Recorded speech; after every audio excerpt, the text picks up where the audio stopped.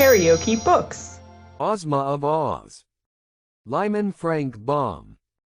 Audiobook. 3. Letters in the Sand. Walking a little way back from the water's edge, toward the grove of trees, Dorothy came to a flat stretch of white sand that seemed to have queer signs marked upon its surface, just as one would write upon sand with a stick. "What does it say?" she asked the yellow hen, who trotted along beside her in a rather dignified fashion. "How should I know?" returned the hen. "I cannot read."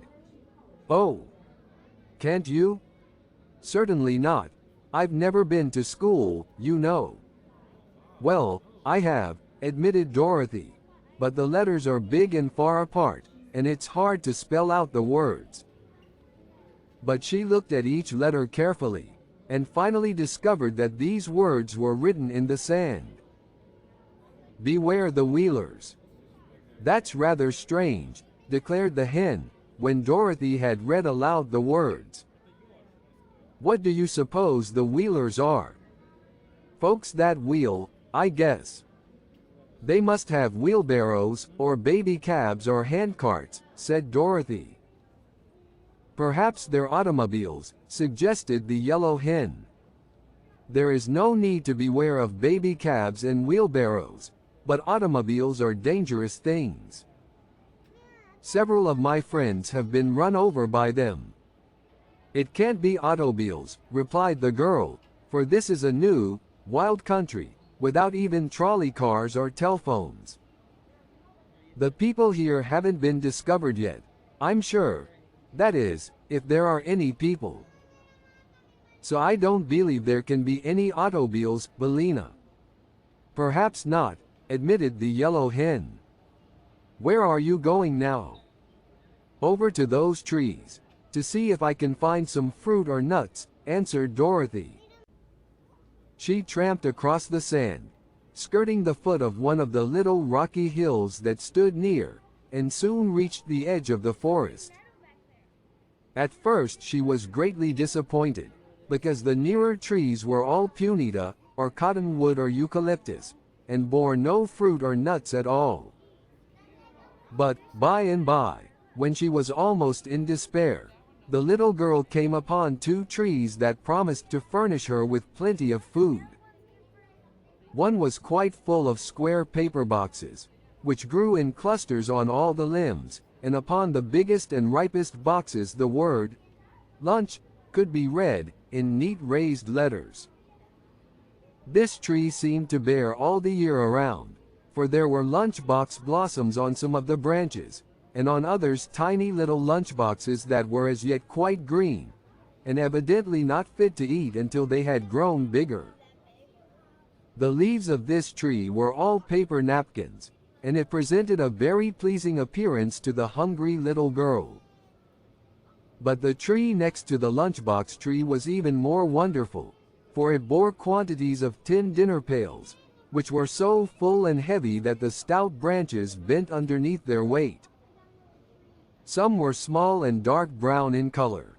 Those larger were of a dull tin color, but the really ripe ones were pails of bright tin that shone and glistened beautifully in the rays of sunshine that touched them. Dorothy was delighted, and even the yellow hen acknowledged that she was surprised. The little girl stood on tiptoe and picked one of the nicest and biggest lunchboxes, and then she sat down upon the ground and eagerly opened it. Inside she found, nicely wrapped in white papers, a ham sandwich, a piece of sponge cake, a pickle, a slice of new cheese and an apple. Each thing had a separate stem, and so had to be picked off the side of the box. But Dorothy found them all to be delicious, and she ate every bit of luncheon in the box before she had finished. "A lunch isn't exactly breakfast," she said to Bellina, who sat beside her curiously watching. "But when one is hungry one can eat even supper in the morning, and not complain." "I hope your lunchbox was perfectly right," observed the yellow hen, in an anxious tone. So much sickness is caused by eating green things. Oh, I'm sure it was ripe, declared Dorothy. All, that is, except the pickle, and a pickle just has to be green, Billina. But everything tasted perfectly splendid, and I'd rather have it than a church picnic. And now I think I'll pick a dinner pail, to have when I get hungry again, and then we'll start out and explore the country, and see where we are. Haven't you any idea what country this is? Inquired Billina. None at all. But listen. I'm quite sure it's a fairy country, or such things as lunchboxes and dinner pails wouldn't be growing upon trees. Besides, Billina, being a hen, you wouldn't be able to talk in any civilized country, like Kansas, where no fairies live at all. Perhaps we're in the land of Oz, said the hen, thoughtfully. No, that can't be, answered the little girl, because I've been to the land of Oz, and it's all surrounded by a horrid desert that no one can cross. Then how did you get away from there again? Asked Billina. I had a pair of silver shoes that carried me through the air, but I lost them, said Dorothy. Ah, indeed, remarked the yellow hen, in a tone of unbelief. Anyhow, resumed the girl, there is no seashore near the land of Oz, so this must surely be some other fairy country. While she was speaking, she selected a bright and pretty dinner pail that seemed to have a stout handle, and picked it from its branch. Then, accompanied by the yellow hen, she walked out of the shadow of the trees toward the seashore. They were part way across the sands when Billina suddenly cried, in a voice of terror. What's that? Dorothy turned quickly around, and saw coming out of a path that led from between the trees the most peculiar person her eyes had ever beheld. It had the form of a man, except that it walked, or rather rolled, upon all fours, and its legs were the same length as its arms, giving them the appearance of the 4 legs of a beast. Yet it was no beast that Dorothy had discovered, for the person was clothed most gorgeously in embroidered garments of many colors, and wore a straw hat perched jauntily upon the side of its head. But it differed from human beings in this respect, that instead of hands and feet there grew at the end of its arms and legs round wheels, and by means of these wheels it rolled very swiftly over the level ground. Afterward Dorothy found that these odd wheels were of the same hard substance that our fingernails and toenails are composed of, and she also learned that creatures of this strange race were born in this queer fashion.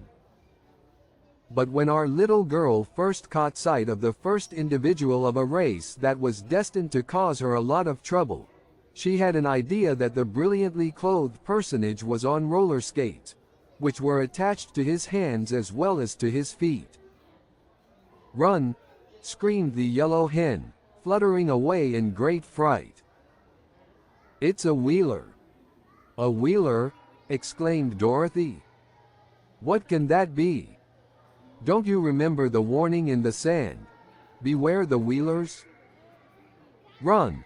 I tell you, run! So Dorothy ran, and the wheeler gave a sharp, wild cry and came after her in full chase. Looking over her shoulder as she ran, the girl now saw a great procession of wheelers emerging from the forest, dozens and dozens of them, all clad in splendid, tight-fitting garments and all rolling swiftly toward her and uttering their wild, strange cries. They're sure to catch us, panted the girl, who was still carrying the heavy dinner pail she had picked. I can't run much farther, Billina. Climb up this hill, quick, said the hen, and Dorothy found she was very near to the heap of loose and jagged rocks they had passed on their way to the forest. The yellow hen was even now fluttering among the rocks, and Dorothy followed as best she could, half climbing and half tumbling up the rough and rugged steep.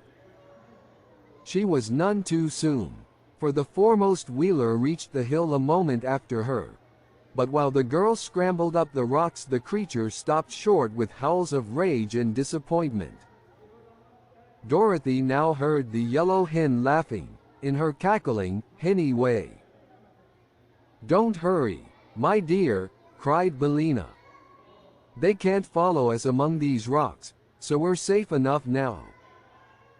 Dorothy stopped at once and sat down upon a broad boulder, for she was all out of breath.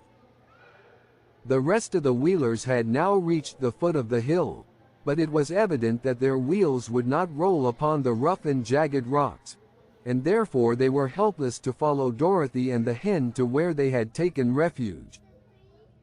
But they circled all around the little hill, so the child and Billina were fast prisoners and could not come down without being captured. Then the creatures shook their front wheels at Dorothy in a threatening manner, and it seemed they were able to speak as well as to make their dreadful outcries, for several of them shouted, "We'll get you in time, never fear. And when we do get you, we'll tear you into little bits." "Why are you so cruel to me?" asked Dorothy. "I'm a stranger in your country, and have done you no harm." "No harm?" cried one who seemed to be their leader. "Did you not pick our lunch boxes and dinner pails? Have you not a stolen dinner pail still in your hand?" "I only picked one of each," she answered. "I was hungry, and I didn't know the trees were yours." "That is no excuse," retorted the leader, who was clothed in a most gorgeous suit. "It is the law here that whoever picks a dinner pail without our permission must die immediately." "Don't you believe him?" said Billina. "I'm sure the trees do not belong to these awful creatures. They are fit for any mischief, and it's my opinion they would try to kill us just the same if you hadn't picked a dinner pail." "I think so, too," agreed Dorothy. "But what shall we do now?" "Stay where we are," advised the yellow hen. "We are safe from the Wheelers until we starve to death, anyhow, and before that time comes a good many things can happen." If you liked what you heard, please subscribe to the channel.